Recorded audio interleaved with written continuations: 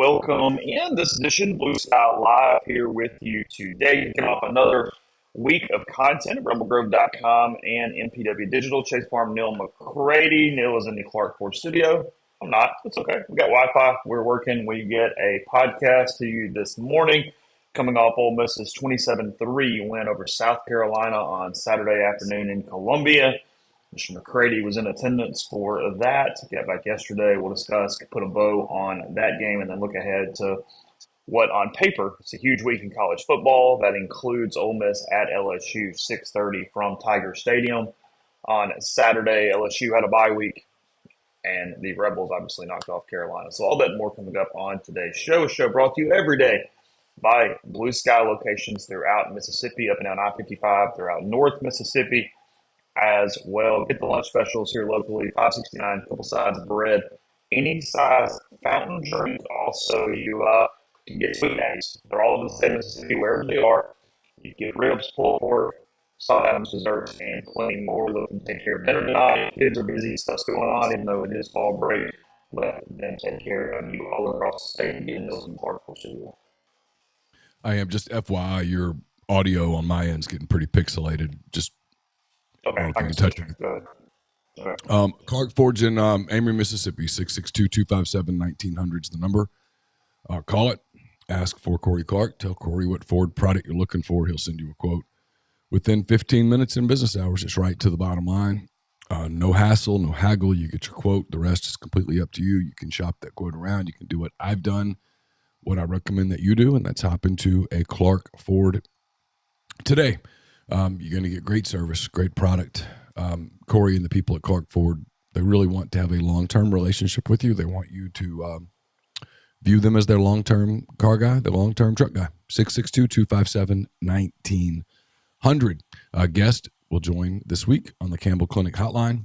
From fractures and sports injuries to complex spine and limb conditions, the pediatric orthopedic physicians at Campbell Clinic in Oxford are the only specialized orthopedic team in North Mississippi providing expert care for growing bodies.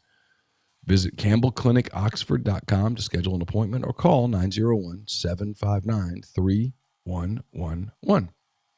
Yeah, I'll start closing out some programs. We'll get a little better here in a second. That's kind of how it works, though. I did about a 10-minute test this morning before we got started. Neal and I were having a conversation prior to me hitting the button, and there was no issues whatsoever. And then you hit it, and this happens. It's not surprising. So it is what it is. So tell me a little bit about your day yesterday. You leave. You're getting ready to leave 4:30 in the morning, and ended up having a delayed flight. But after you'd woken up, after you had gotten ready, that kind of changed your entire day a little bit. I would assume overall in a negative way, even though you slept a little more and you are clearly sick right now. Yeah, I'm not sure. So I got back to the hotel. I ordered some food. I realized I was hungry. I took the food to my room. And I'd set up my computer because I was going to work a little bit, and then I was tired. And so I was like, okay, well, I'm gonna watch the end of this Tennessee-Arkansas game, and then I'm going to go to bed. And that game ended, and I got in the bed and made the mistake of turning the TV on, and I watched some of that Miami-Cal game as it kind of kept going, and that was a weird game. But anyway, I went to sleep, set an alarm for 4, woke up at 4, took a shower. I'd already got everything packed. Took a shower. Made myself a little cup of coffee there in the room just to kind of wake up. So I was, alert. And got my stuff, went down to the car in the parking lot, and just happened to look at my phone right about the time I was about to pull out of the driveway. Out of the parking lot. And it said my flight had been delayed. And it was really unclear as to what it was delayed to. And so I ended up getting Delta on the phone and figured it out. And at that point, I had 5 hours. Oh, God. And I'd already checked out of my room. I went back into the hotel. Shout out to the Embassy Suites, whatever it was in Columbia. Really nice lady. She let me check back in. She just gave me a key. So I went back up to my room, and I made myself go sleep for like 2 hours. And then I woke up, and I could have slept for another hour or gotten up and worked. And so I got up and went downstairs and got coffee and worked on 10 Thoughts for about an hour and 15 minutes. And then I went to the airport. Shout out to the people at Enterprise Rental Car. You were great. Got through security, got on a flight. They had me booked. Everything was good. Kudos to Delta. Got me to Atlanta, straight to my next flight. There was no layover at all. Literally walked from one plane to the other. And Oh, wow. Got on. Yeah, it was great. Got back to Memphis, got home, finished 10 Thoughts, set up all of my content for the day. It actually probably was a benefit because those extra few hours of sleep may have saved me from just feeling like raw trash yesterday, because I made myself go to sleep. I thought, boy, you could really get a lot of work done right here. And then I was like, no, dude, go to bed. And I did. I climbed in the bed and I fell asleep, and that was good. So got home in time to watch the second half of Bengals Ravens while I worked, and that was such a frustrating game because I wanted to kill Zach Taylor, and so at the end of that, I was like, you know what, I'm not watching any more football today, and I flipped to Mets Phillies, and Mets Phillies game 2 of NLDS was as good of a baseball game as you will ever watch. It was amazing. I'm so jealous of those fan bases to have those two teams playing in that series in October baseball. It was absolutely awesome. That game put me in the best mood, which was good because I don't feel great and I'm still all congested and stuff. But I watched that and then went to bed I got on Kiffin's call at 6. By the way, that call might be the weirdest 10 minutes of the week, every week. Did that call, and then I was in bed by 9, asleep. But here's what happened with the baseball thing. As you mentioned, they played these games. They're playing Saturdays and they're playing Sundays, and football just drowns it out. So from a national consciousness standpoint, baseball is not doing anything right now. That's not where we're talking. That's not what we're focused on, because, I mean, I'm reading about it. You had a really interesting game yesterday between the Padres and the Dodgers, even though the Padres blew them out 10-2. You got all this environment stuff. You got fans. You got what should be like this cool, really good environment. And yet you get this great Phillies Mets game, as you mentioned, the series 1-1 headed back to New York, and just oblivion. Bolivia, as Mike Tyson would say. I mean, it is nothing near the above the fold first, second, third situation there. Oh no, it was. I mean, it was in Philadelphia. Bryce Harper came up huge. Nick Castellanos came up huge. I know we have a lot of Braves fans and they hate the Mets, and I get it. But the Mets are having this magical run. And they're down 2 runs in the 9th, and get those 2.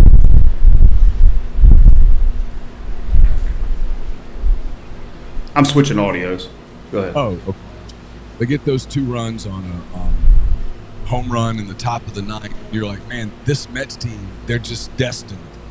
And then the Phillies go win it in the bottom of the 9th on a Castellanos basically double, but it was what doesn't matter. It was like the RBI hit. And it was just a fantastic baseball game. But you're right. I thought, man, no one's watching this because everyone's watching whatever NFL games are on in this 3 o'clock segment. I could not watch more football at that moment. I was footballed out, and again, I was so mad at Zach Taylor that I needed to go clear my head and go watch something different. And so it was great. But yeah, you're right. Nobody noticed it. And there's no way there was an NFL game yesterday as compelling and dramatic as that baseball game, and yet the ratings will not reflect that at all. It was an incredible baseball game. My favorite thing on that yesterday, let me know, guys, if this is better. If you can hear me better, I can still keep playing with it. We'll get it figured out. We got several days of this. Profar faking the home run catch yesterday. Did you see that highlight last night? Mookie Betts hits a home run, or what he thinks is a home run, and Profar lets him completely celebrate before he turns around and shows him the ball. Oh, no, I didn't see. Yeah, it's hit right into the left field corner, and Profar just keeps facing the fans, and he kind of like went up in the stands. He catches it, gets it that way, and Betts is at least around second, maybe almost a third, before he turns around and kind of shows it. It was another fun part of it. Was a really, really, really Oh, the audio's even worse. Okay. I think what was happening, and I'll get it fixed in a second.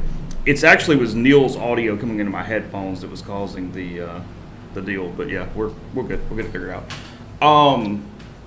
The Padres Go ahead. The Padres are interesting because they're the one team in the National League that not only just hates the Dodgers, but they're not scared of them at all. They're not even remotely intimidated by them. And so they're a threat because now it's a 3-game series. They just have to win. I know people want us to talk football. It's the National League playoffs have a chance to be really, really good. Baseball's just off the grid.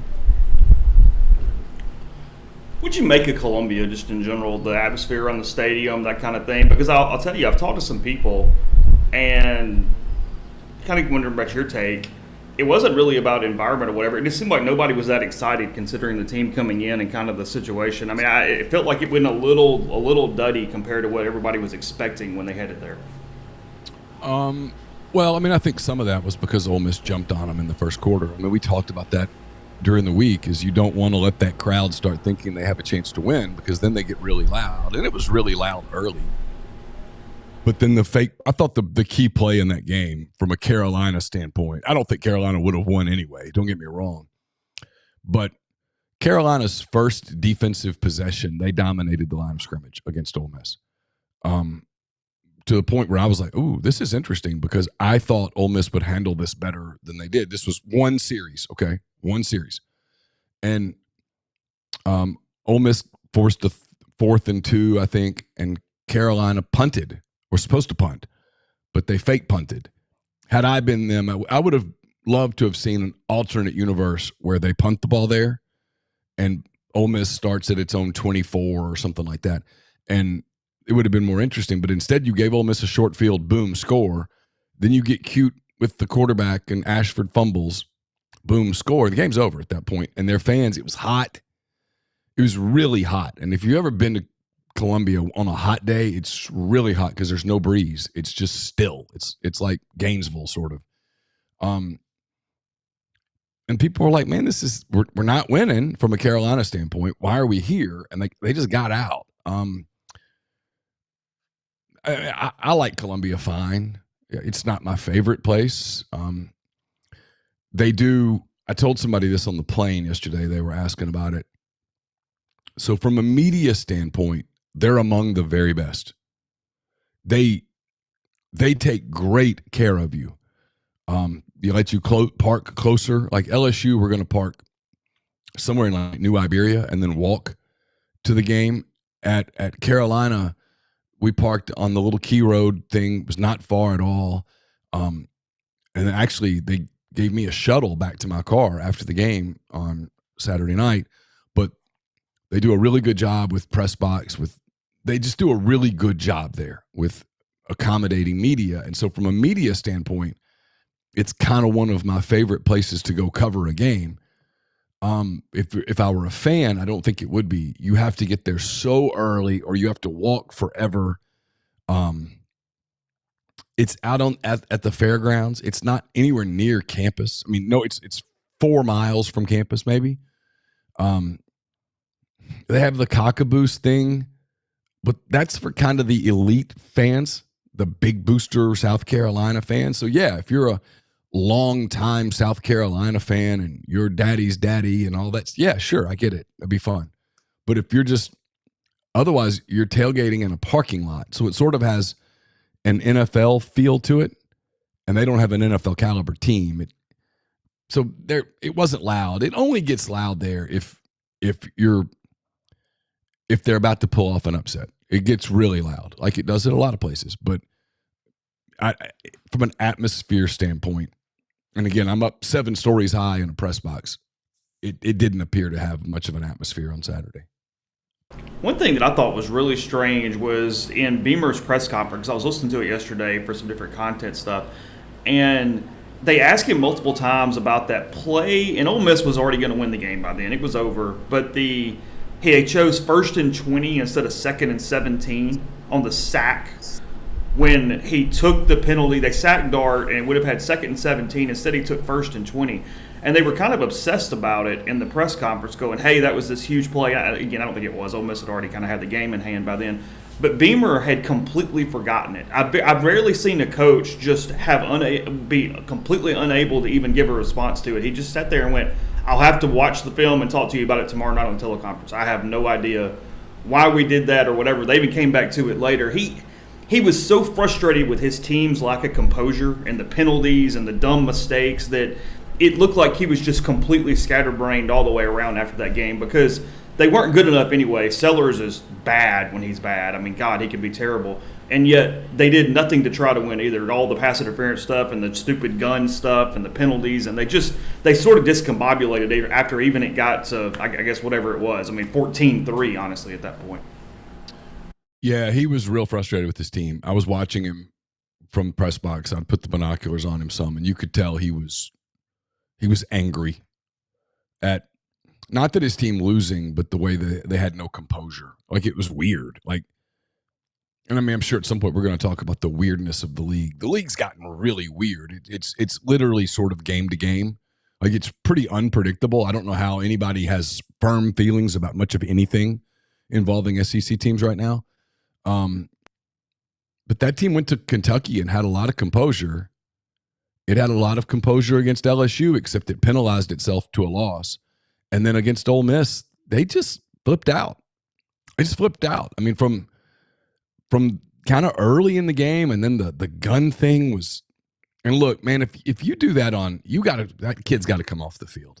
He's got to come off the field and not go back on the field. You got to send a message to your team that stuff, for lack of a better word, here at almost 8 a.m. is not tolerable. That you're not. That's not who you are. That's bad. That was bad. I mean, if I'm a South Carolina fan, that was a moment where I'm like, this isn't going to work, is it? I mean, this isn't ever going to really work. Maybe we'll have a moment somewhere here and there, but this isn't going to work. And that's what kind of struck me. Ole Miss was easily the more composed team on Saturday. I read your updates from Kiffin's audio teleconference, Zoom press conference thing there on Sunday night. I got no updates on injuries, none of that. Just kind of gave a very brief recap and whatnot. In real time, as you're there after the game mood, I mean, he says that he was nowhere close to bringing Trey Harris back into the game. That was number one. The one thing that was sort of kind of said. Duh. I'm gonna do this because I don't know where people were getting this information. The game was over. I was riding, and so maybe I sort of missed it. But I watched Trey pretty much the whole second half. People have said he tried to run. I never saw that. I saw him kind of set up in his stance and come out of it like one step, and you could tell he couldn't do it. It was very obvious early on in the second half that he wasn't coming back. He never had his helmet with him. He did go kind of through some warm-ups, but it was very ginger. You could tell it was really bothering him. I don't know where people got the whole Trey Harris was going to play or could have played. I'm not a doctor, but I don't, and that doesn't mean they won't play Saturday, but I don't think he could have played in the second half had they asked him to. You could tell it got stiff. You could tell it was bothering him. He had a more and more noticeable limp. Maybe he got on a bike and I missed it.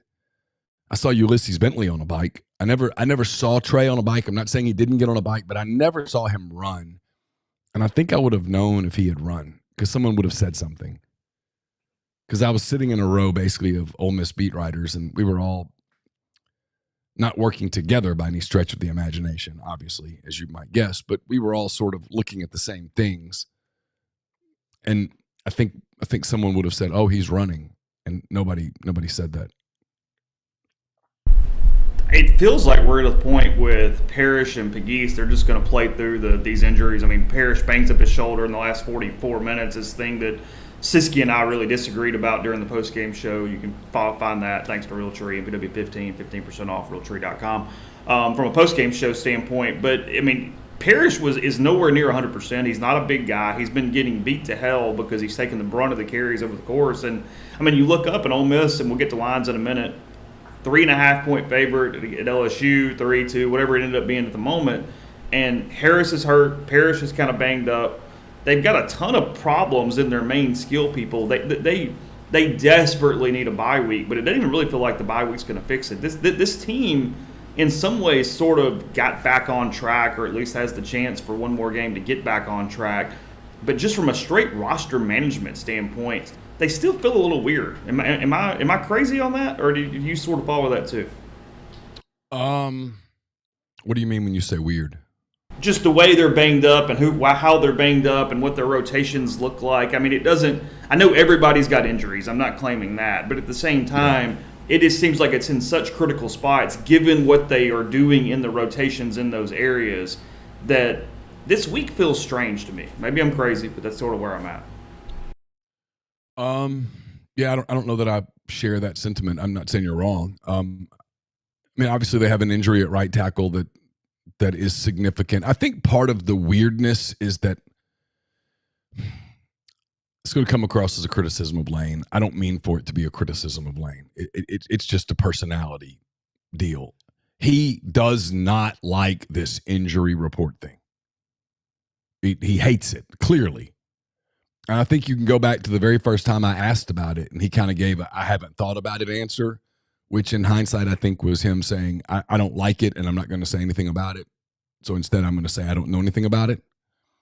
But I think he knew a lot about it and doesn't like it. I think he doesn't like putting out injury information.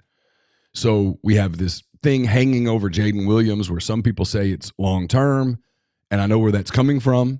And some people say it's not long-term, and I know where that's coming from, and it's kind of weird. That part's weird. We've got this Ulysses Bentley the fourth thing that the fans are obsessed with, and I'm not saying that's wrong, but they're obsessed with it. And Lane does not appear to be obsessed with it in any shape, form, or fashion.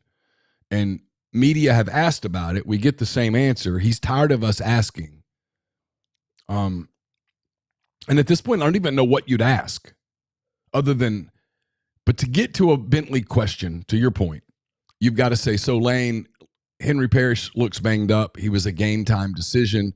Are you getting Bentley ready in case? He's not going to answer that because he's not going to acknowledge whatever Henry Parrish's injury status is.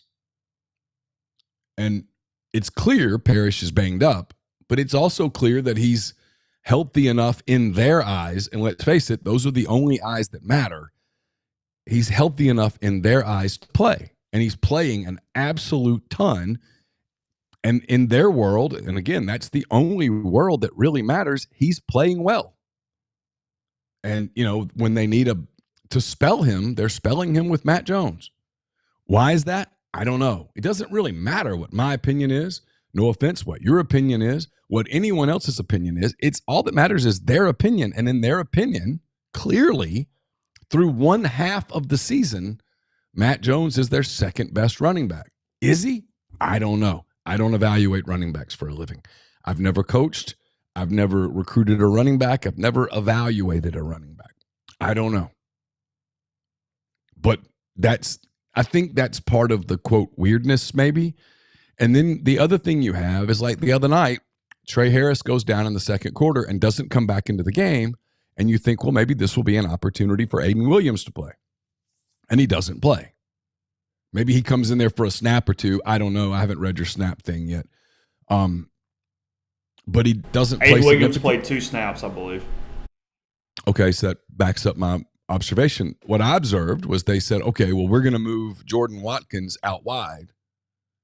And we're going to go with more Caden Lee and more Daquan Wright and more Caden Prieskorn in the slots. That's where we're going to go with, and we're going to make Juice Wells the primary receiver. This offense has as much as fans want to do and media want to do the whole, wow, they have this arsenal of targets. This is an offense that's based on a primary receiver. And if you can feed the primary receiver, you by God feed him. And in the second half, they spent a lot of time trying to feed Juice Wells. And there was a narrative of, man, you guys were really trying to stick it to South Carolina to give him a touchdown. And I'm sure there was some truth to that. But I also think a lot of the truth was, no, he moved up into that number one wide receiver role. And in that offense, you feed the number one wide receiver if he's open. And so maybe that's where the weirdness is. They're obviously 2 weeks in a row, they've left points on the board. That frustrates Kiffin. It frustrates Dart.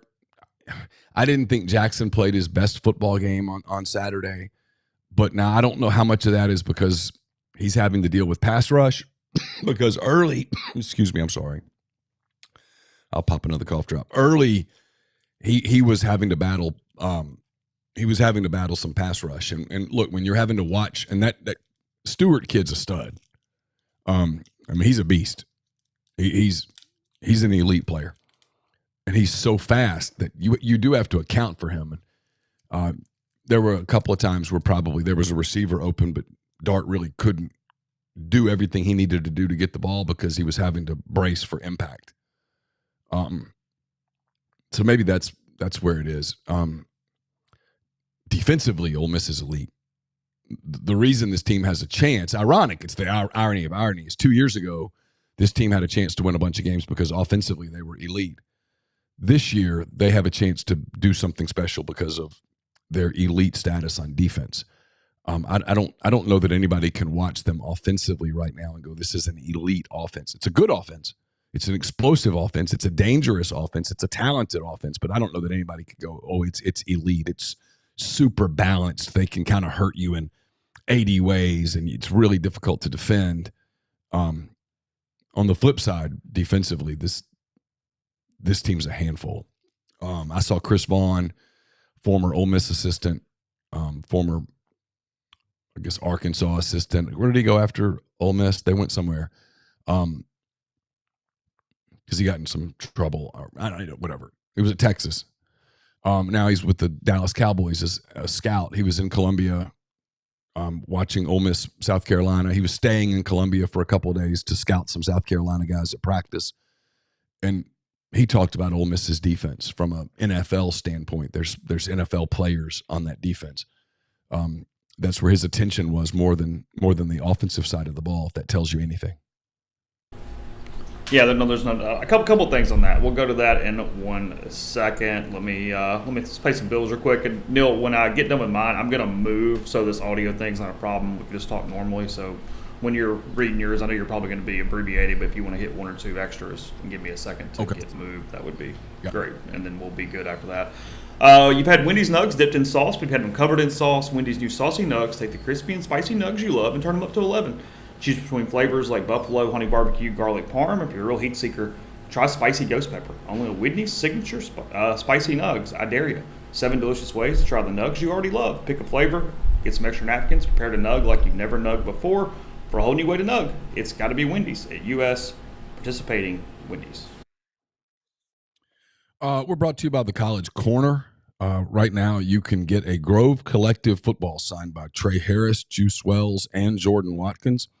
You're automatically entered to win the Grove Collective football signed by those guys when you make a purchase at the College Corner and you leave a tip.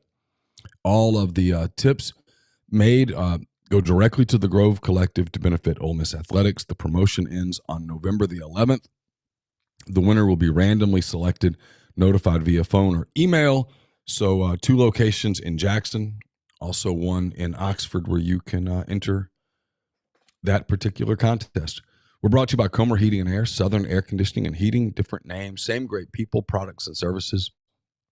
If you live in Oxford, Batesville, Tupelo, or the surrounding area, call Comer 662-801-1777. If you live in Hernando, Memphis, South Haven, or the surrounding area, call Southern 662-429-4429. I had a post-game column from Columbia on Saturday. I'll have another one from Baton Rouge this Saturday. It's brought to you by Window Hero. From window cleaning to pressure washing, gutter cleaning, gutter guards, everything in between. Window Hero has the experience, equipment, and expertise to make your property look and feel brand new. If you're in North Mississippi, let Window Hero make your home or business's exterior look amazing. They've got all the equipment, solutions, satisfaction guarantee. They can clean up to 4 stories on buildings. They've got locations all across North Mississippi. So get in touch with Roby and Susan Allen.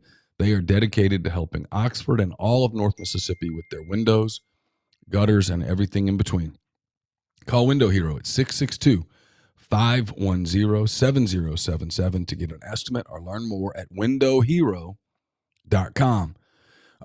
Elevate your game day look with socks that financially support the Rebels. Every step you take shapes the future of Ole Miss athletics. Visit deadsoxy.com. Choose a subscription to receive the latest in Ole Miss styles every month or at an interval that best suits you. With the subscription, you'll receive 20% off member pricing, free shipping, and a free gift with your first order.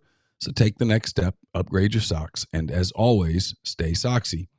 Ole Miss grads Hunter and Mimi Simpson form Southern Q Sauce Craft Barbecue Sauce. It's crafted by hand in small batches to capture that tangy, sweet, smoky taste with just enough heat. The original recipe features the deep South flavors of apple cider vinegar, sweet brown sugar, tomato, and hickory. It's a blend of Tennessee, Mississippi, and the Carolinas with a sweet, smoky finish. Southern Q Sauce also has a variety of rubs from Old Faithful to Old Smoky, Honey Pecan, the Clucker, the Longhorn, and more. Go to southernqsauce.com. Use the discount code RebelGrove for 15% off your order. Excuse me, I'm sorry. We'll also have a MPW Digital Extra this week. So, Matt Moscona's going to join. Chris Lee going to talk some Vanderbilt. The Door's a huge story in the SEC right now. We'll talk to them, Ben Mintz, maybe one other guest. That's brought to you by Rustic Revivals, based out of Flowood, Mississippi. Rustic Revivals builds tables and other furniture by hand with locally sourced lumber. The husband and wife team of Josh and Ashley Pierce specialize in custom-ordered tables, beds, dressers, coffee tables, bookshelves, decorative cabinets, and chairs. They also deliver within 250 miles of Flowood. All pieces are sealed for protection. Podcast listeners take 10% off their purchase by using the code REBELS10.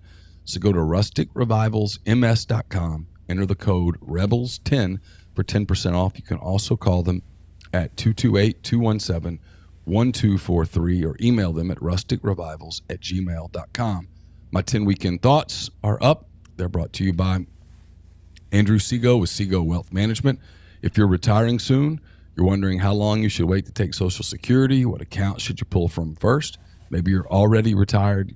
Should you consider Roth conversions? These are just some of the questions that can only be answered with a personalized retirement income plan. Andrew Seago with Seago Wealth Management specializes in helping folks just like you come up with their retirement game plan.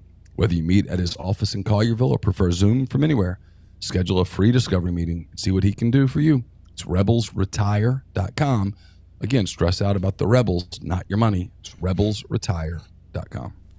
Podcast also brought to you by G&M Pharmacy, 662-236-2222. They deliver locally in the Oxford area and the Upper Med Scene. Feed prescriptions the same day each month and take care of you. Also easy to transfer your medications. You make one phone call, they take care of the rest. So whether that's Tyson Drugs in Holly Springs or G&M in Oxford, that's 662-236-2222. I think this is better news for the moment and worse news. I thought I was going to have an internet problem, Neil. I think my AirPods have gone out. If I try to talk through my AirPods, it's giving that grainy, weird sound. It's completely AirPod based at this point. So, okay, well, it's probably generally good news. That's at least you have internet. I do have internet. The internet appears to be spot on. Knock on wood. Fine. That is not the problem. So let me know. I'm having to use a different mic, just in the stream. Again, weird day, troubleshooting on the fly. It is what it is. We'll get it figured out. But it is not an internet problem, which is nice. You know, look, it's college football in general. As I mentioned before the break, I thought that them running the normal 4-minute script with starters was really stupid on Saturday. You've got some guys banged up. You've got Henry Parrish that gets hurt in the middle of that. Ole Miss is up 24 points at the time. That's 3 touchdowns, 3 2-point conversions. That is a situation where the game is completely in hand, and then even after Parrish gets hurt, I think the very next play was a dart keeper at that point, and he takes another hit, and that's just what they're playing. As I said, I was talking to Tyler about it. Tyler said, look, it's what they do. It's an NFL model. They play their starters. They run the script. You can't be scared, and I understand that. But in my mind, and it's what I said, and it's still what I believe. It's not the NFL. You have a huge fall off from one guy to the next, and there's a fine line between not being scared and frankly being somewhat stupid, depending on situation. Because the odds, from an odds standpoint, of Jackson Dart or Henry Parrish getting hurt running the football in the final 4 minutes versus Ole Miss losing that football game, I know which way I would go. There was a much greater chance that someone would get hurt in those final 4 minutes than Ole Miss losing the football game in those final 4 minutes. So it just doesn't make sense to me. No one can make it make sense. Lane Kiffin, though, makes $9 million, and I do not, so it is what it is. But I'm having a hard time with this. But it's to the point that I'm making is everything he does is NFL model. It's the way he doesn't rotate. The NFL doesn't rotate. You leave the starters in. You do this. You feed this. I mean, everything is built around this NFL structure on how a game plan is executed from a Lane Kiffin standpoint, and it's sort of all the way through how we're here and why we're here when we're having this conversation. Look, you're right. You can make of the product whatever you want to make it. I saw some comments in the stream that maybe it's not as good as in the past, and it's not at the top because there's not the same depth. It's spread out around the country. You can't stockpile third teams that are as good as your first team like you could at Alabama and Georgia and places over the course of the last 2 decades. And that creates this weird day like Saturday that everybody loved and enjoyed, and it was fun, and chaos has become the brand that is college football. It's chaos is the word when it comes to what the sport is or isn't at this point. Or is it parody? Is it when you become when you become pro sports is parody, right? Every team in pro sports has good players. Like even in the NBA, for example. We're not talking NBA. Everybody just deep breath. But even in the NBA, the bad teams have NBA players, and they can beat you. And so we're out of an era, and I asked Lane about this last night. We're in an era now where you can fix a roster pretty fast. Now, you might not fix your program, but you can fix a roster. And so you take Vanderbilt. They go get Diego Pavia, who could play quarterback for damn near anyone. Mm-hmm. They plug him in at Vanderbilt, and suddenly, boy, he covers up a lot of warts. I mean, there's a lot of like blemishes on the skin, but he's like that base makeup or whatever that covers it up. You don't see it. And suddenly they're in a game against Alabama. And the list goes on and on. Look at Miami. Miami went from being pretty average to competitive because of Cam Ward. And you can go get some stuff. So I think what we saw Saturday was less chaos and more, it is kind of what it is, which is we've now in a 2-week period, you've seen Kentucky beat Ole Miss in Oxford. You've seen Vanderbilt beat Alabama in Nashville. You've seen Arkansas beat Tennessee in Fayetteville. Now to the point, and I wrote this in 10 Thoughts when I was trying to do the conference ranking thing, which was like an impossible thing. It was literally like, well, how do you do this? Like, how do you this is not possible. How do you know? How do you know, like with Texas, for example? I mean, I think they're good, but who's Texas played? They played Michigan, who's average. They played Mississippi State, who's bad. They played ULM, who is good, apparently, from a Sun Belt standpoint. They beat James Madison. All ULM jokes aside, but we don't know anything about Texas. Don't really know much about Oklahoma. Is Oklahoma any good? I mean, they played Tennessee close, and everybody's like, well, and then, I mean, they should have lost to Auburn. Then Arkansas beats Tennessee. Arkansas beat Auburn. I mean, hell, I don't know what the league is. I mean, I asked Lane this yesterday, and he didn't want to go there because it's too much to think about right now. But that we've gone with this media narrative of 2 lost teams are going to make the playoff. What if you have a bunch of 3 lost teams? Are some of them going to make the playoff? Or is the committee going to go, no, that's too many losses, we're going to go in a different – I don't know. It beats me. It's first year. No one knows. We're going to find out. But what if at the end of the season, Ole Miss is 5-3, and Alabama's 5-3, and A&M is 5-3, and Tennessee's 5-3, and like what if instead of having a bunch of 7-1, 8-0s, and a bunch of 2 and 6s. We have a bunch of 5 and 3s and a bunch of 3 and 5s. I mean, Arkansas is a bad team, and they already have 2 SEC wins. They win one more SEC game, they get 3 SEC wins. That's the way the math works. So, I mean, what if instead of having a big bottom tier, you just have a hodgepodge of mid?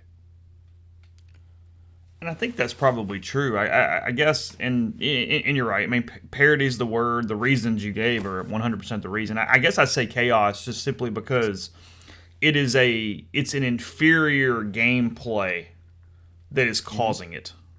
So you're getting more dumb plays. You're getting crazier plays. It looks like arena football at times out there. It's just sort of the context of how it's going. But no, you get a couple players and suddenly you're more competitive, especially at the quarterback level, and you lose a couple players and you don't have the depth and you're a little worse. And yeah, everybody moves toward the middle, and that's exactly where we're at right now because, it's what I thought. I mean, I think you were asking the question when Lane was very distracted by Alabama Vanderbilt during the press conference on Saturday from Columbia, and he said, "Hey, this is." I was really distracted too because I could tell he was watching it, and had I not been filming, I was going to turn around and look at it too because I knew what he was watching. Because before he came in there, we were all watching Vanderbilt, Alabama. So they started the press conference. We joked. But I think we were kind of serious, like, hey, can we wait and bring him in after this is over? But they're in a hurry to get out. And he came in, and he clearly was distracted by it. So not to interrupt you, but I've had a lot of people going, I bet that bothered you. It's like, no, it didn't bother me. What bothered me was that because I was filming him and doing my job, I couldn't see it either. So I'm kind of watching his reaction to it to gauge what's going on. That's the dynamic of what was happening. I was asking a question I knew wouldn't get answered, but I was asking it because journalistically it needed to be asked. Well, look, I mean, I guess because I guess the point I was making was I think his comment was, "Hey, what's going on? Because this may never happen in our lifetime, or it's once in a lifetime, or whatever the word or verbiage it is that he used." And I kind of went, "Is it though? Really? Is it not just kind of where we are? I mean, I don't think that's true because in this world, Vanderbilt." Yeah, not to interrupt you, but yeah, then I realized I interrupted you. But had I known in that moment that Arkansas is going to beat Tennessee in a couple hours, I would have maybe followed up and gone, is it? Is really? I mean, maybe this is the new normal. It's completely the new normal in a lot of ways. What this thing is about is quarterback play, chemistry, and the ability to stay somewhat healthy enough to mask. You're not going to fix, you're not going to replace, but mask the injuries that come when they come and the places that they happen at this point. Because, I mean, culture can kill you immediately, and every team around the country has flaws. A ton of teams around the country have an ability to beat you. I mean, everybody's talking about Missouri and Texas A&M. Missouri's not a bad football team. They've got Luther Burden. I think Cook's still a pretty good quarterback. They've won a lot of close games. They've got a pedigree to them, yet they probably should have maybe 3 losses right now on their schedule. And A&M, all jokes aside about what we do with them every year and what it looks like or doesn't look like, they absolutely have the ability to beat any team in the country on a given day, period. They are damn talented. They're good. And yet they can have squeakers where they almost lose to Bowling Green. It is that lack of consistency that is causing this, and it's why the teams that get into the playoffs on their bad days, they find a way to just win the damn game, and the hell with the style points. 1 point better than the next one and move on and try to fix it. It's why, in some ways, it's why that Kentucky thing was looming over Ole Miss the way it was, is that was the game to just find a way to get it done, even if it looked like hell while you were doing it. And they didn't do it, and everybody kind of starts panicking and whatnot. And again, they beat South Carolina now, and it is what it is. But we're in this phase of college football where there is no consistency for 12 weeks. There is no identity of any team in the country. It is simply week to week, the hell with all semblances of transitive property, and just go play, try to find one more point, get to the next week. And yeah, you're right at the end, 10-2 is in. Hell, 9-3 very likely could be in depending on what you've got going on, and then you're just playing this tournament that will be nuts in 1,000 different ways at that point when it happens. But no, we're in a completely different era. and it's still an adjustment for everybody to kind of get there in their heads mentally. I mean, I thought about it, and I'm teasing something. I bookmarked this for tomorrow or probably Wednesday now as we're talking about topics, and I'm thinking ahead of what we'll do. But it was the coaches and administrators and staff members that voted what the best jobs in the country were. The story in The Athletic on Thursday or Friday. And you looked, and this isn't a Kiffin thing, but Florida was ranked like 8th in the country. And one of the people that they quoted, their reasoning was, well, it just is, and people keep screwing it up. And you went, God, that is such a yesterday mentality. You're obsessed with what it looked like in the 90s. And just because Urban Meyer and Spurrier did it and Mullen was okay there, everybody can do it. When everybody fails and it doesn't look like that, maybe it wasn't just because it is. Maybe it's that you have a false sense of perception of what the hell the job is. But we don't get there. It takes a while.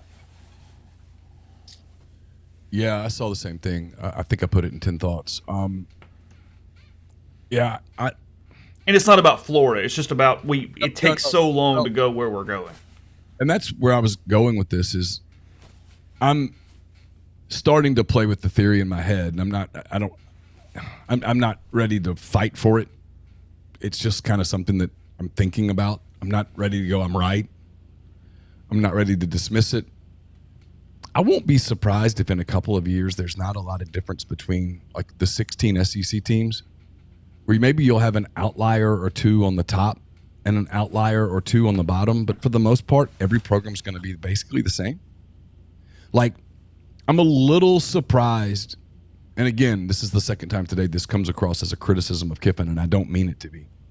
But when you are doing as much transfer portal recruiting as you're doing, I almost wonder if guys are going to get in the portal, and when they look at Ole Miss, and I realize it's just going to come down to dollars. I get it. But do they look at it and go, well, there are a handful of guys that went there who really didn't play. Mm-hmm. No, I mean, if my goal is to make the NFL, I need to play. I don't need to sit. And Ole Miss has some high-profile guys that aren't playing. And, I mean, if I'm an NFL scout, I'm going, well, why is that guy not playing? I saw him play at Miami of Ohio. I saw him play at Oklahoma. I saw him play at SMU, wherever. Why is he not playing? And so immediately it's red flag. And I wonder if that hurts him. But then again, maybe it just comes down to, nope, I'm going to highest bidder. The part that I don't like, and that I kind of hate, because I think this is, and I'm not the traditionalist. You know this. You're going to be amazed by what I'm about to say. Saturday night was this cool night for Vanderbilt. Biggest win in their history, probably. Certainly in their modern history. Maybe they did something in the 30s or 40s. Forgive me if I'm forgetting. They have this big moment. They beat the top-ranked team in the country, according to the AP poll. Mm-hmm. They tear down the goalpost. The college kids carry the goalpost. Most of you have been to Nashville, from West End all the way downtown to the Cumberland River. That's a jaunt. I've made that walk. I mean, it's walkable, obviously, but it's a little bit of a walk. And the police just kind of cleared the roads and let them. It was kind of like, hey, everybody's on this page. Like, the first debate was we shouldn't fine them. And then it was like, no, you should absolutely fine them. They want to be fined. This is a fine they want to pay. This is their moment where they get to go, yep, we've had this moment too. Ole Miss, you had Katy Perry and Funkies. This is our moment, right? But instead, there was a lot of people that were going, does Pavia have another year? I wonder where he'd go. I wonder what he'd get. I'm like, really? Can you not just let it be fun for a night? Can it not just be fun where everybody's like, man, I'm happy for Vanderbilt? Like the guy, their PA announcer guy. There's a video of him at the end. And it was interesting in the thread. It was like an Instagram thing or TikTok. I can't remember. One of his children posted it. And people are like, man, I'm an Alabama fan. I'm a Tennessee fan. I'm a whatever, but I'm almost in tears. And it was really cool. And that was like, that's the part of, when people talk about college football to me, about the pageantry and stuff, it's that. It's the emotion part. But if it's, oh, look at Vanderbilt. They're doing this because they have a quarterback. I wonder if he has a year left. I wonder who could buy him. I don't know. I'll be honest. That is such a turnoff to me on a personal level that I'm like, really? that's it. That's where you go. But maybe it is, maybe that's just where we are when you make something. And again, I'm not criticizing it, but when you make something all about money and it becomes all about money, you can't be surprised that some of it doesn't feel the same as it used to. Yeah, I mean, look, I'm guilty of it because I didn't mean to, and I don't like that I did it, but I did it when we were watching hand raise guys. We were doing hand raise guys that night, and South Alabama was playing Appalachian State. And the South Alabama kid broke a run. I kind of went, wonder where he's going to be in the SEC next year. Yeah. And I didn't do it on purpose. It just sort of, that's where my mind went. I went, well, who's going to recruit him? Who's going to go get him? And yeah, I mean, Pavia has kind of become this. If I'm him, I'm watching where other transfer portal people went, and did they get an opportunity to play? Mm-hmm. The honesty with that, whatever that looks like. I'm better off playing at South Alabama than I am going to, say, Tennessee and sitting as a third teamer. In Vanderbilt, I mean, Pavia has become this conference-wide, regional, national story, whatever you're going to talk about it. And I did laugh on Saturday night because I was kind of with you. I was really happy for Vanderbilt. It was fun. I mean, we were doing the post-game show, and I was hearing Jeffrey and Siskey give updates and talk about it, but in my mind, I never even thought, this is really going to happen until, frankly, they got the last first down to clinch it. Because when Ryan Williams catches that ball to cut it to 5, you went, okay, here we go. There's 8 minutes left, and this thing's going to go into an Alabama win. But what I was going, and this is Vanderbilt's fan base. This is because you're in Nashville and you're in an urban area, all these different things. The amount of people celebrating on Broadway and West End was so immense. That had to be the least percentage of graduates of a school celebrating a football win in college football history, right? Because like 2% went to Vanderbilt. It was just the city of Nashville having a blast for this team that has been perpetually the doormat inside the league that knocks off big bad Alabama. And yet, maybe we shouldn't have been surprised. They lost a weird game to Georgia State, and they should have beaten Missouri. They took Missouri to double overtime, should have won the game. Maybe we shouldn't have been surprised. I don't know. Maybe it's a matchup thing. I mean, Bama's pretty damn mortal. Mm-hmm. Georgia's mortal. Georgia didn't just steamroll Georgia. I mean, Auburn, they beat them, and there was never a doubt they were going to beat them, but it wasn't some old school ass kicking. It's the worst year in the world for a post-Saban coach because Kalen DeBoer is feeling every bit of that today. Oh, yeah. I mean, I'm glad he's getting paid. I mean, it's basically already over. I mean, strong? Yeah, not just because of the Vanderbilt game. It's just because he's not Nick Saban. And whoever was the next guy wasn't going to be Nick Saban. Whoever's the guy after DeBoer gets to be, he's not DeBoer. And so that guy will have a better chance of bringing Alabama back. But like that story you referenced, people talking about Alabama and its infrastructure and blah, blah, blah. I'm like, okay.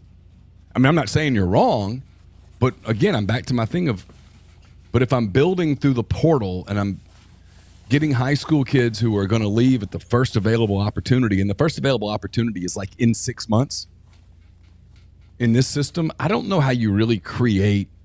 Bama won not because of infrastructure. Bama won like that because Saban was able to create a culture that I don't think you could create today. I don't think you could do it today.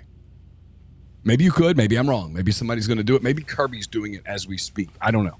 But it's in the stream. Georgia loses to Alabama where they were down 28-0 at one point, and then they probably should have lost to Kentucky. I mean, if Kirby is the benchmark for this, they easily could have 2 losses before the month of October hits, including one of them to a Kentucky team that they beat 13-12. Yeah. Well, I mean, look at what we've seen in the league so far. I mean, just pick a team, and with rare exception, you can go, man, they're easily 2 games better or 2 games worse. Easily. Maybe it's always that way, and this is the first year we're just kind of noticing it. I don't think so. I don't think that's it. But, I mean, we could do this with damn near everyone. I mean, Ole Miss is one of the few exceptions where Ole Miss has played, one close game, and they happen to lose it. Every other game's been a blowout. I'm trying to think. Mississippi State's an exception on the other end. They've basically just gotten blown out. Sure. But everybody else, Kentucky, I guess they got blown out by Carolina. Maybe I'm killing my argument as I speak. Texas A&M they have one loss. They could very easily have no losses. They could very easily have 3 losses. Yeah, A&M, if they had knocked off Notre Dame, would be ranked like 4th in the country right now. Yeah. And you'd already be trying to look ahead to this Texas A&M game, which couldn't mean nothing by them because both teams could lose 3 times between now and November the 28th or whatever the hell that is. I don't know the date. Yeah, so I mean, there's a narrative that this week with Ole Miss and LSU, for example, that it's kind of loser leave town in terms of the playoff race. And I'm like, I don't know. I'm not positive that's true. Like, certainly the loser is not going to be in as good a shape as the winner. Duh. But, I mean, is there a world where Ole Miss loses to, say, LSU and Georgia and they still get in? I don't know. I mean, before last week, I'd have gone, no way. Now I'm like, I don't know, maybe. I mean, someone's got to get in. You got to put 12 teams in it. I don't know how the committee's going to evaluate leagues. Clearly, the ACC's like, hey, let's just make sure we get Miami in this thing. Jesus Christ. But like, if you're the SEC, I mean, you don't have to change much to make this a complete cluster. So if it ends up being a complete cluster, I'm not even a little surprised. Miami should have, or at least could have, lost 2 weeks in a row. They get all these calls 2 weeks in a row. I mean, if you're an SEC team fan, you might as well be for the Canes now because you need the ACC to be a one-bid league. The last thing you need is for Louisville or Clemson to upset them in the ACC title game. So go ahead and let the Canes run it and deal with them in the playoff if you're one of these SEC teams that's worried about it. I'd be worried about Clemson if I were an SEC fan. I'd be worried about Clemson making that a 2-bid league. Yeah, that's your problem when it comes to that. Now, the Big 12, there's nobody in the Big 12 kind of really. I mean, someone's going to go. I think that's the league that might end up just being a 1-bid league. Yeah, I think they definitely will be a 1 big league. So, all right, we'll look at a few lines after the break. First, at Citizens Bank, you're not just an account number, you're a valued member of the community. Now, if you find yourself in the market for a mortgage, it's another reason to give them a try. Whit Wilson, many of you know in the mortgage space, is now at the Citizens Bank and ready to help you with real estate goals. That's 902 Sisk Avenue in Oxford, Suite E for that. Discuss your options with Whit or any of their experienced bankers who value your unique financial journey. Also ask about the School Spirit debit cards and how they donated an amount per every transaction to the local school of your choice, whether it's Oxford, Lafayette, or Regents. That's the Citizens Bank. The Citizens Bank, PHILA.com.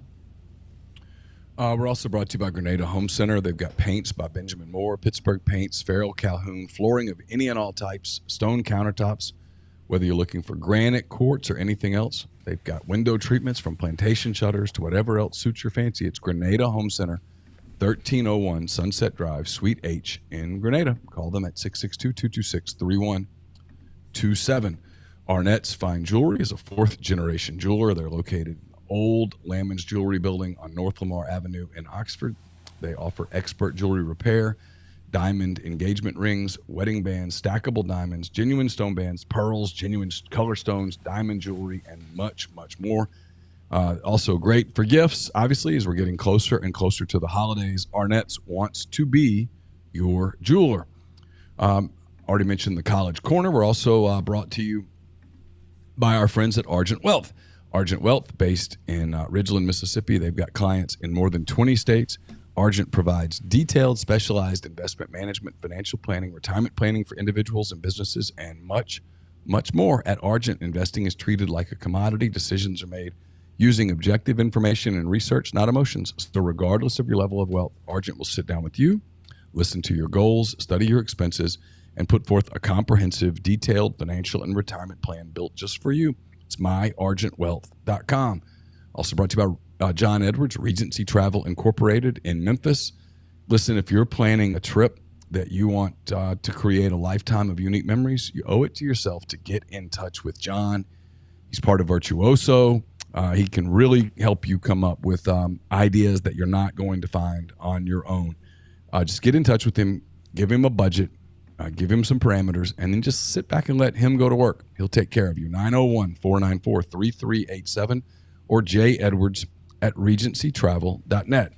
Get the beautiful, healthy smile you deserve at Corinth Dental. Dr. Bubba McQueen, Dr. Jenny Beth Hendrick are devoted to restoring and enhancing the natural beauty of your smile using conservative, state-of-the-art procedures that will result in a beautiful, long-lasting smile. From routine checkups to advanced treatment, including implants and Invisalign, Corinth Dental is here to help you achieve your smile goals. Schedule your appointment today. Take the first step toward a better version of yourself. It's corinthdental.com. Podcast is brought to you by Johnson Hill Creamery. JohnsonHillCreamery.com is the website to order everything you need for your catering, your tailgate, or just whatever it is that might cure your appetite. Weekend plans, get-togethers, charcuterie trays, plenty of those options at Johnson Hill Creamery. Remember, when there is home football, they feed 10, 20, or 40 with their different tailgate options. You pick up at Chicory Market. That's what they're located now. So stop in, see what's behind the counter. Pepper jelly, spicy feta dip, and plenty more, including their locally cheeses they make every single day at Johnson Hill Creamery. And again, that is johnsonhillcreamery.com. Still not a huge slate this weekend of games, but we kick it off with those Gamecocks that Ole Miss beat 27-3. Again, Lenora Sellers not very good at all. Ole Miss got after him. Ole Miss now leading the country in sacks from a defensive standpoint. Perkins played really well. They played really well up front. Got a ton of pressure from their front four in that defensive line. South Carolina not getting any easier. They head to Tuscaloosa to face the Wounded Tide, and they are getting 21.5 in that game on Saturday. No freaking idea. I'm with you. No clue. You can tell me anything. Ryan Williams' touchdown catch, the way that he came down, a mortal person tears his Achilles and breaks everything on that step. Instead, he's incredibly graceful. I'm tired of the whole 17 thing. He's elite, but beats me. If you told me Carolina keeps it close, sure. If you tell me Alabama blows them out, sure. I don't think Carolina could win, but hell, I don't know. You moved Missouri way down your rankings. They get blown out by Texas A&M in College Station on Saturday. Again, they only have one loss, but they easily could have a bunch of stuff. They could easily have three. They could easily have three. They didn't play well against Boston College. They didn't play well against Vanderbilt. They got just mauled by Texas A&M. I mean, I'm not invested enough emotionally to not be willing to go, I'm wrong. It's one of my criticisms of media is that we never admit we're wrong. I was wrong. Bad wrong. It won't be the last thing I'm bad wrong about. I thought they'd be really good. They're not. They really missed their running back, and they don't play with the same edge this year that they had a year ago. They're just not the same team. They got blown out. And I know we can't do transitive property, but a week ago, Texas A&M trailed Arkansas in the fourth quarter on a neutral site. Could have easily lost the game. Arkansas had the ball with the chance to go win it at the end. And they blow Missouri out, 30-something points. I mean, they got Missouri's schedule the rest of the way. I mean, they'll beat UMass, but, I mean, Auburn's not a freebie for them. It's just not. At Alabama is not a freebie. Oklahoma's not a freebie. At South Carolina, I think they'll beat State. I don't think Arkansas is a freebie depending on Taylor Green's status. I mean, they're all right. They're fine, but they're not a playoff team. And I thought they were, and I was wrong. They get to get healthy against UMass this week, which is a really odd game for Week 7. They are giving 27.5 to the Minutemen on Saturday.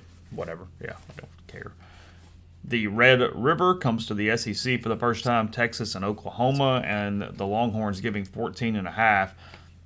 This Oklahoma offensively is not very good. I don't know what to make of them. I think they're ranked 18th in this week's top 25, something like that. But they play hard. They're good defensively. As you said, Texas has not necessarily played some gruesome schedule because we know where Michigan is mostly average after losing to Minnesota on Saturday.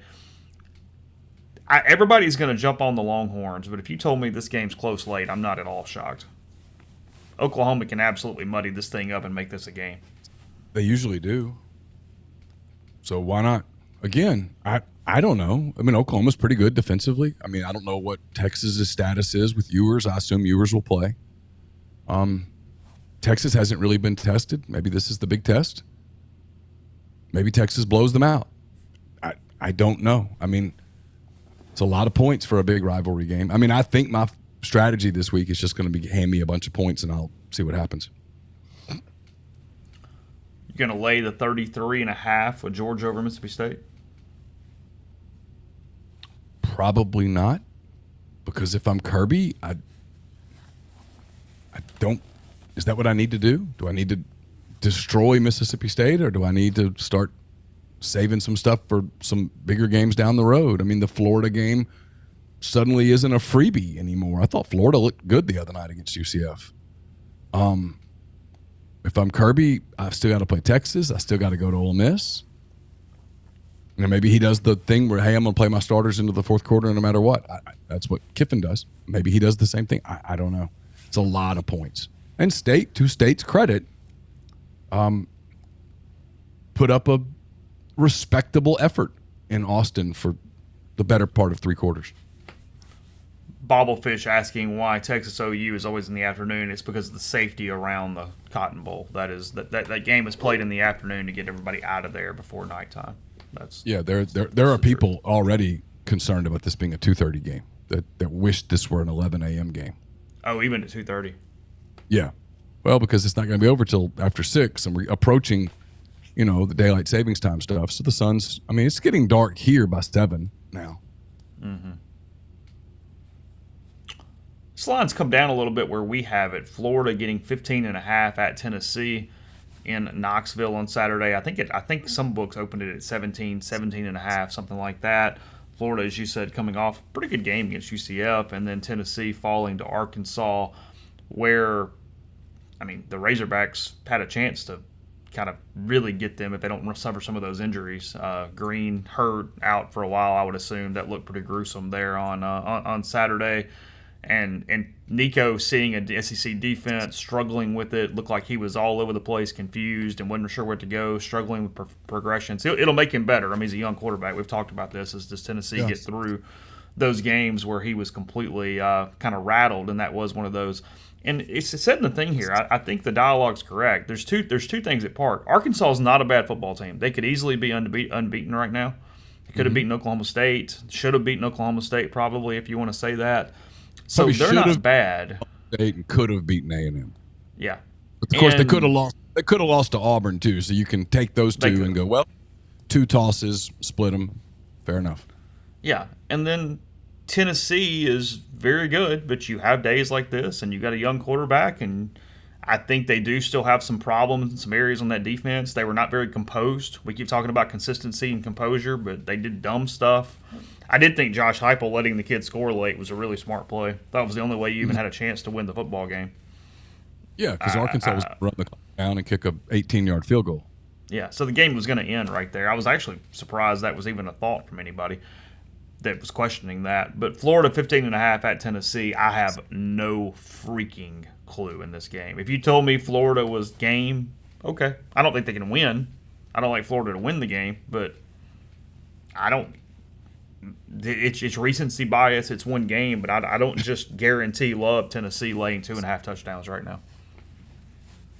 No, I don't love that many points. I think Tennessee wins, and again, I think this is where we are, and maybe this is good. It's one of the things that makes the NFL good. It's the unpredictability of it. If you told me Florida kept this game super close and had a chance to win late, I'd buy it. Again, Florida's played fairly well the last couple weeks.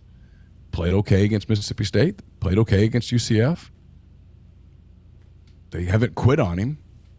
Some players have liked tweets and stuff, but that doesn't necessarily mean anything. I think my guess is that every major college football program has locker room issues. Mm-hmm. Every single one without fail. Now more than ever. Now more than ever. I'd be willing to make that bet pretty strongly. Like I can almost hear people pushing back. Well, not my team. Yeah, your team too. Every team's got major locker room issues that are just boiling under the surface. Yeah, so sure, that could go either way. Look, credit to Arkansas. I wrote this in 10 Thoughts when I was ranking teams. They have found ways earlier in the season to lose games.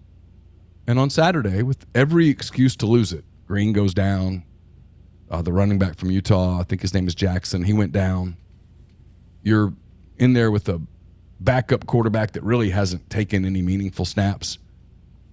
And defensively is where they won the game. They were able to not let Tennessee go get an extra score.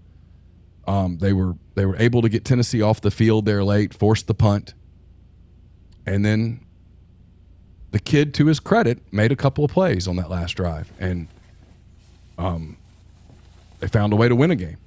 Mm-hmm. So now you go, they're interesting, especially if Green can come back, and I have no idea what his status is, but they're pretty well coached on the offensive side. They don't schematically they create a lot of things, and Tennessee got beat. And that's the weird part about the league, is that we've always talked about this. You go into places like Lexington and Fayetteville and those kind of places, and if you're not dialed in, you can lose a game, and probably won't be the last time that happens this year. But so credit to them. And then on the other side, if you're Tennessee, the fact that you couldn't do what Texas A&M did a week earlier, which was, hey, this thing's in doubt, let's run it. Let's go win the game on the ground. Tennessee tried, and they couldn't do it against Arkansas. That's probably a bad sign for the Vols moving forward. Yeah, they still have big games coming. They have losable games coming there for Tennessee. There's no gimme almost anywhere in the league right now for what's going on and kind of where it sits. In the Big Ten, there is one big game. Is where game day is this week. Ohio State -4.5 at Oregon. The Buckeyes have not been tested at all. Now they're headed to Autzen to play the Ducks. I don't know. I know Dylan Gabriel would sure as hell help Oklahoma. I think he's a little overrated, but Oklahoma's struggling with the quarterback position. Gabriel, very good for Oregon. I still like Ohio State here. This is not a huge number, and they're by far the more talented team. And let's be clear on this Oklahoma thing. Yep. Two things. One, Dylan Gabriel was probably leaving the moment Jeff Lebby left. Yep. Two, if you don't give the job to Jackson Arnold, he's going to leave. He's going to leave. And so the days of, look, let's stack this room and we'll sort it out. We'll have ourselves a competition and maybe the next guy will wait. Alabama's got that, but only because they have a coach's son in Simpson. That's it. I'm just telling you, if that kid's dad were a accountant, he's transferring somewhere. And he still might transfer somewhere. I don't know. But you get my point. There's a lot of criticism of Oklahoma for the Gabriel deal. And on one hand, I get it. And on the other hand, I'm like, it's completely unfounded. It's you were going to have to convince Dylan Gabriel that, hey, even though you came here for Jeff Lebby, now Jeff Lebby's gone, we're going to bring in a new guy that's going to maximize your abilities. Oh, and it's okay, Jackson, transfer to wherever, including multiple SEC destinations, and we'll pray to God that you don't kill us and make us look stupid. Mm-hmm. I get why they did what they did. Yeah, they had to choose one or the other. If they even had the choice. Girl, again, I don't think they had the choice. The little girl in the GIF that goes, why not both? Well, because why not both's not on the menu here. No. We'll talk about Ole Miss and LSU all week, so that's not overly important at the moment. But Ole Miss, at least in our purposes, opening at 2.5 on the road in Baton Rouge. Okay. I just got to know about Trey Harris, man. Yeah. If you tell me Trey Harris plays, I think Ole Miss probably wins. If you tell me Trey Harris doesn't play or can't play effectively, yeah, where does it go? Where does it look like? Where does it come from? We saw that last year. He was banged up at times, and it was a struggle at times. It's a big struggle at times. Well, they bogged down late in the season. Arkansas, ULM, Mississippi State, they bogged down in some of those games. The MVP right now of the Ole Miss program is Pete Golding. Yeah. Because that defense is good, especially that front seven.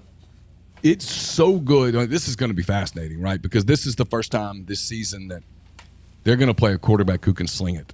And I've talked to maybe every NFL guy's wrong.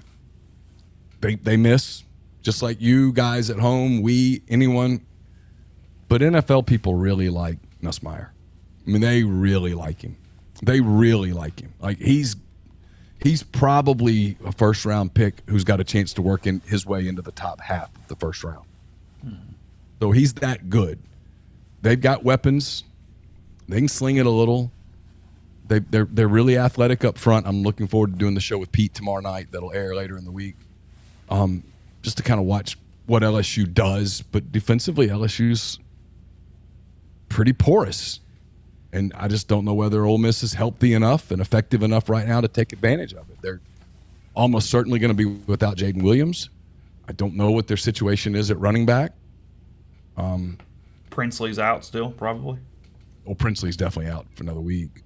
Yeah, I mean, I'm just talking about offensively. If you don't have Trey Harris, well, now you're really dependent on Jordan Watkins as an outside receiver. You become very dependent on Juice Wells.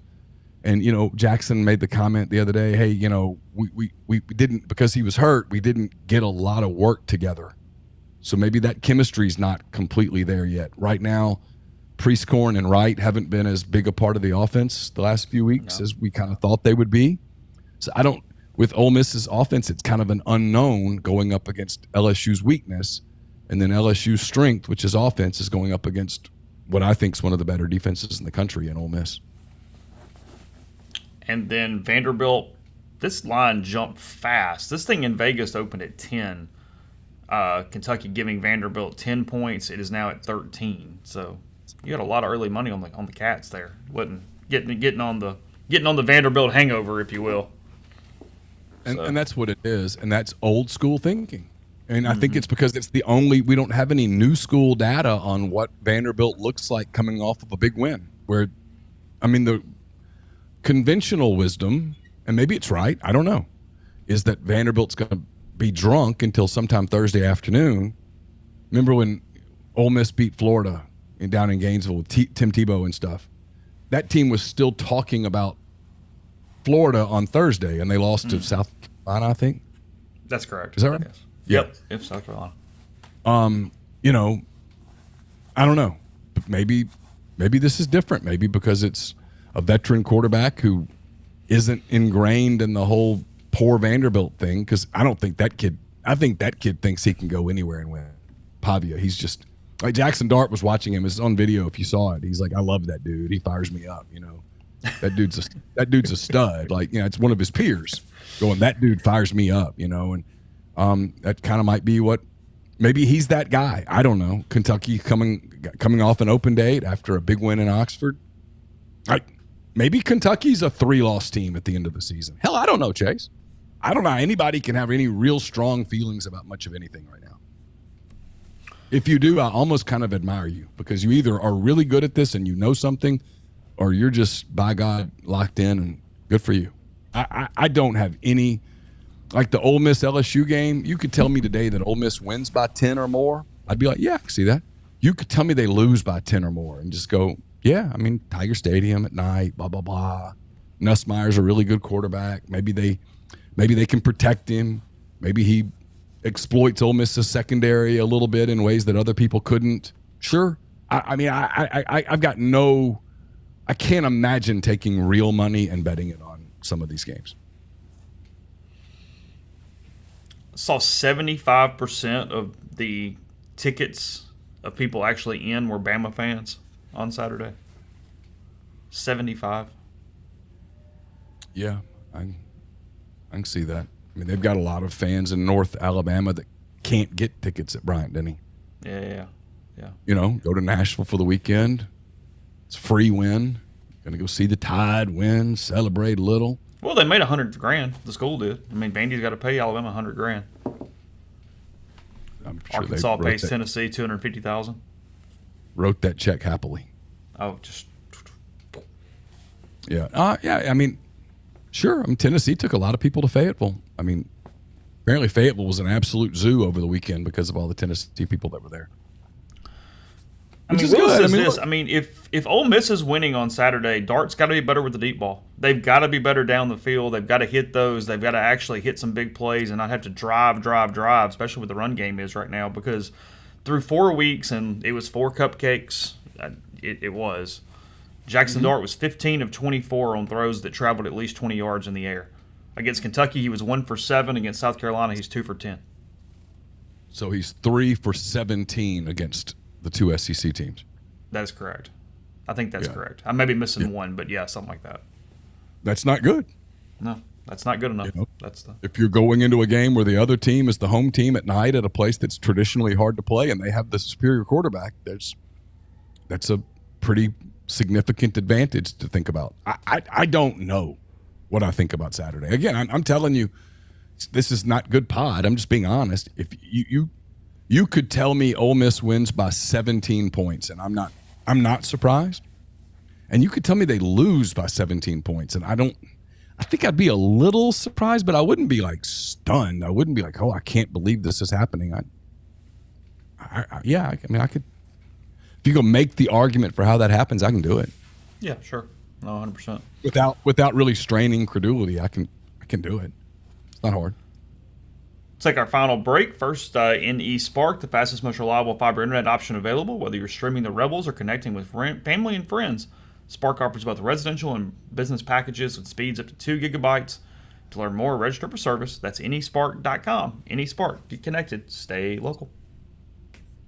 I'll have a What He Said, What He Meant later today, probably closer to this evening. It's brought to you by Andy Ludicky, myperfectfranchise.net. Are you a displaced corporate executive wanting to put your career in your own hands? Are you an experienced entrepreneur looking to diversify? Either way, Andy can help. He owns multiple franchises and businesses. He uses his expertise to help others find their American dream through a very thorough and free consultation process. So call Andy. Put your life and your career in your own hands. You've got nothing to lose. It's 100% free.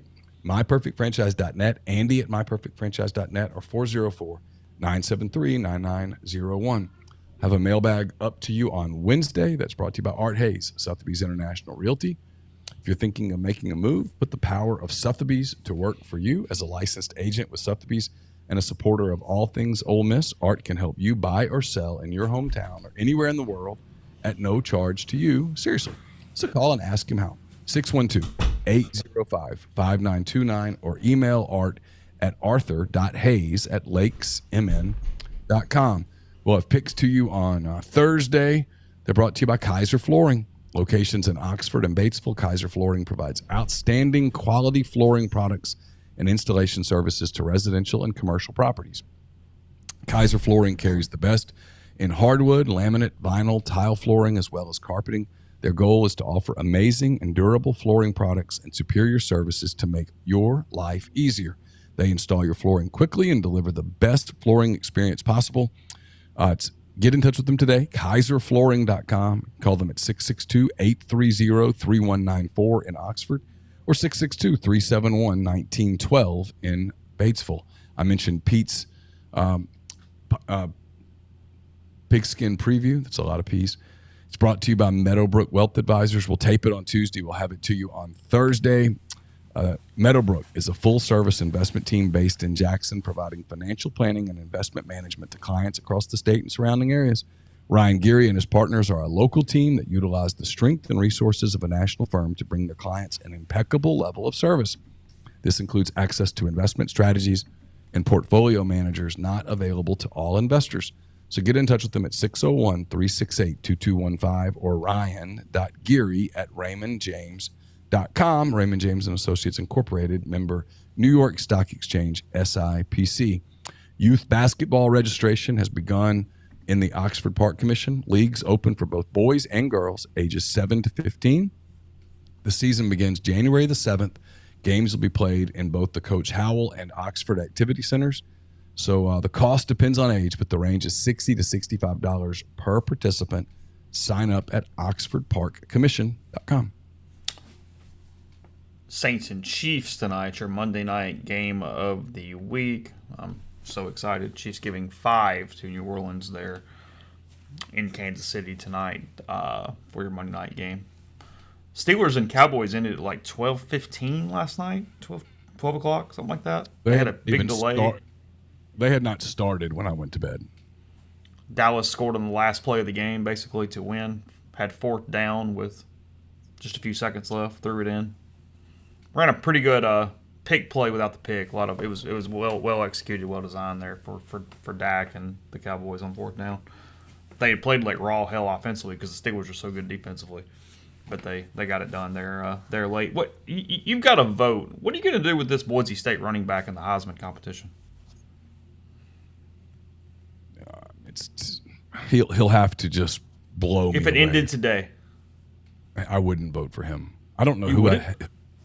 No, because he doesn't play SEC. He did it to Big Oregon. Ten. He did. He's gonna have to do it more. Okay. I don't know who I'd vote for today. I think I'd pick him to win. I think I'd just stare at the TV right now. Stare at the screen. That's what I'm blankly. saying. Like, who the hell do you put? Diego Pavia? I'm kidding. Kind of. I don't know. I mean, It's not I about guess- him as much as who the other options. And I go, I don't know.